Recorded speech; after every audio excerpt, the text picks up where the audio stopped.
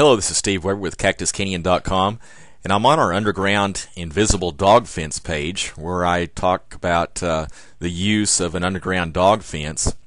And these are really cool. About 6 or 7 years ago, we moved to a new house out in the country, and it didn't have a fence. We had moved from town and had a backyard with a fence for the dogs, which was nice. And came to this new place, and it didn't have a fence, and there's a highway that's relatively close.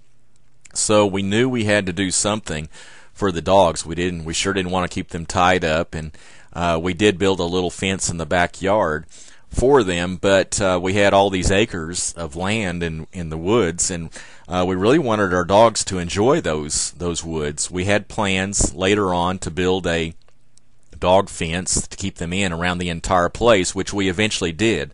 But that took us a couple of years to get that fence made all around the 10 acres. And now they have a 10-acre dog pen, so they're really happy. But in the beginning, we wanted to give them, kind of compromise and give them some more room.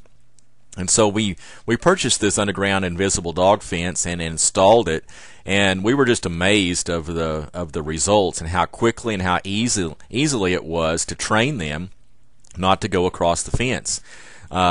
The way you do it, you take this. There's a little picture of the wiring system and the dog collar and the control center right there. You take this wire, and we bought extra wire. I think it comes with 500 feet, but we bought an extra couple of thousand feet, so we had a much larger area. And we didn't bury it, actually. We're in the woods, and there's lots of leaves around, so it kind of gets buried itself. We just kind of threw some leaves over it. We didn't go to the trouble of actually burying it. Now, if you live in town and have a smaller area, you sure could bury it, and most people do that. Just bury it down a couple of inches. You just kind of take a hoe and drag that through the grass or whatever, and just bury it just a little bit. That's all it takes. Just to kind of keep it out of sight and out of the way of mowers and such. But we just ran it on the ground, and the leaves just kind of naturally covered it up. And then you put the collar on the dogs and train them. But before you activate it, you have the flags. It comes with a lot of flags. You can kind of see those there.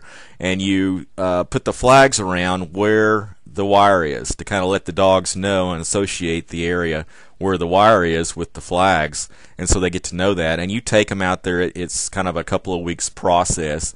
Take them out there on a leash and approach the flags, and you don't let them go across. When you get close to the flags, you turn them around and say bad flags, and get them used to the actions of turning around at that point. And you do that for a while, and there's complete instructions and video that goes along with the product and teaches you how to do this.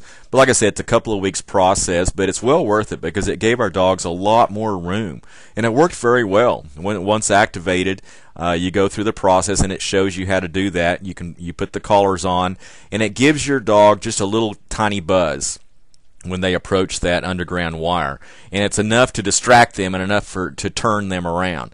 So it's very humane, much more humane than I'm allowing them to get out in the road, for example, and get run over. So it gives them a lot of room to play. It gives them a lot of space, and it's very safe. It's a very effective way to keep them in the yard if you don't have a fence yet. Like I said, eventually we did build the fence all the way around the property so that we can just turn them loose in there, and when we get new dogs, there's no problem there. It's dog proof, so they can't get out.